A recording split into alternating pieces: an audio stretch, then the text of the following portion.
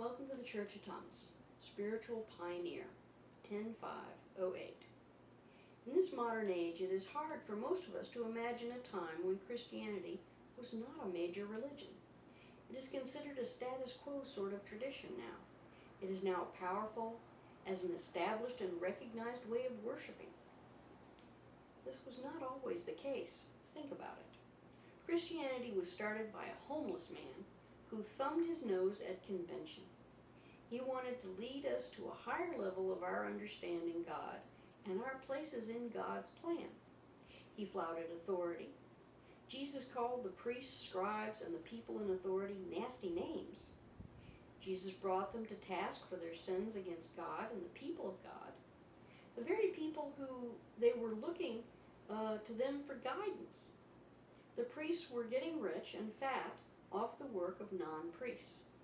They dressed in fancy clothes and wore expensive jewelry. They lived at a standard that was far above the common person. Piety was bought with money and offerings. Jesus reached out to enemies and friends alike. Jesus shook all the norms in his equal treatment of women. Jesus helped, healed, and ministered to those who were not welcome in the temple. He regarded slaves, tax collectors, soldiers, and Gentiles as acceptable in the eyes of God. His concept of defeating your adversaries with nonviolence had never been suggested, let alone practiced before. The idea was totally revolutionary.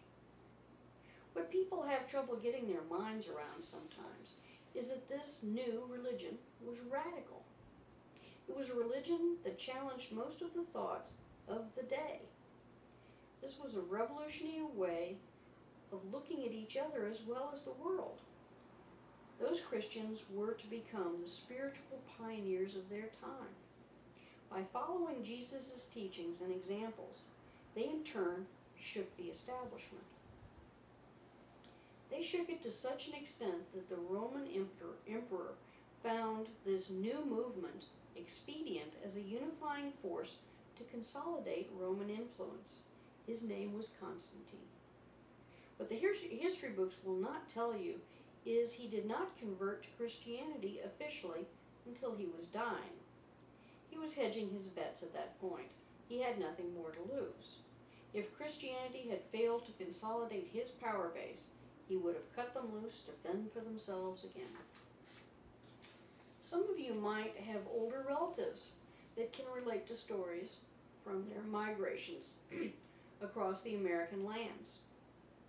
I did have relatives who left the safe, stable, unchallenging places they lived to dare to try to survive in a land they knew very little about. Every pioneer had their own reasons for wanting a fresh start. Every pioneer had their own reasons why it was better to live with hardship than accept what they had. Texas was a place like that, where people from all over the world came to escape, start over, remake themselves into new improved models of themselves. They came as strangers and left their pasts behind. People who wanted to have a chance at a better life came here. There were those that were criminals who came to escape justice. If they kept their nose clean, we did not ask about their past. Some of them became predominant citizens.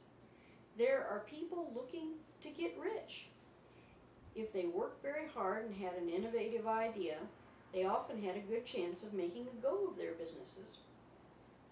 There were those who just wanted out of an endless treadmill they were born into, where jobs started when they turned 6 and lasted as a form of slavery until they died at a young age.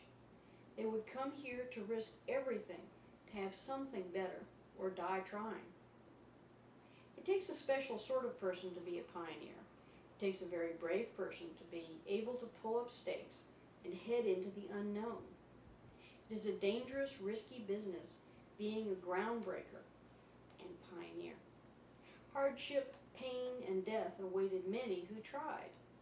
Those that could not adapt themselves to each challenge were winnowed from the ranks.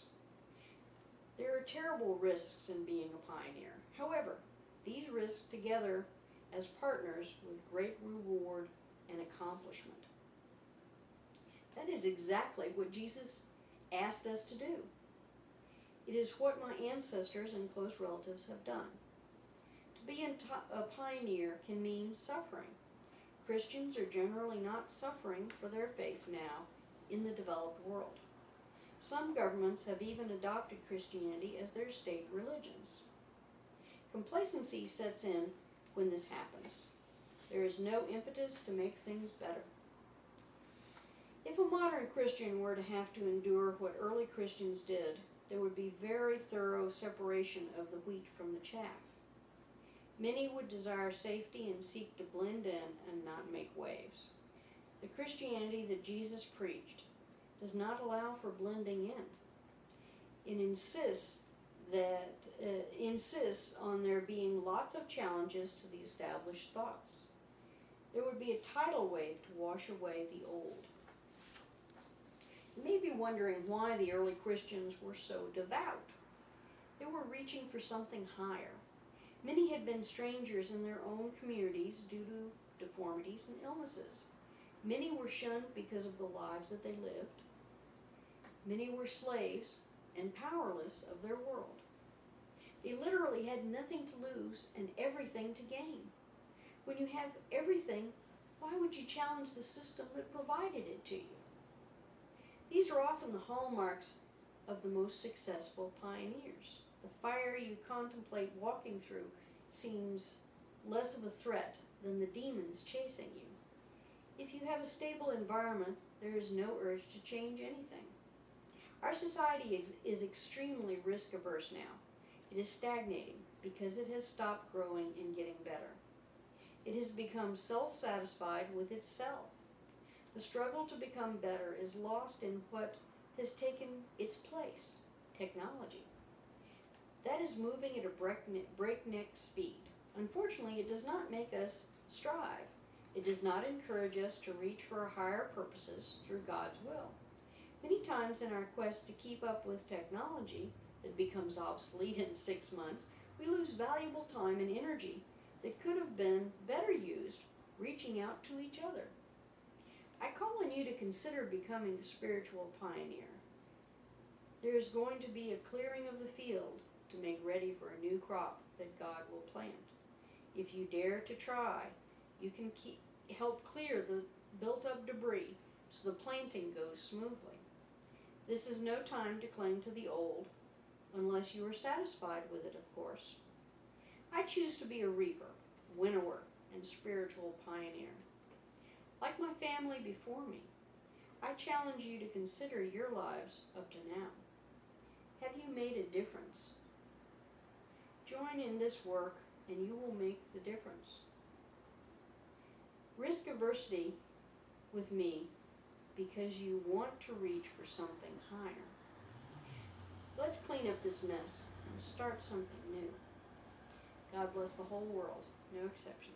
Angel Eliza.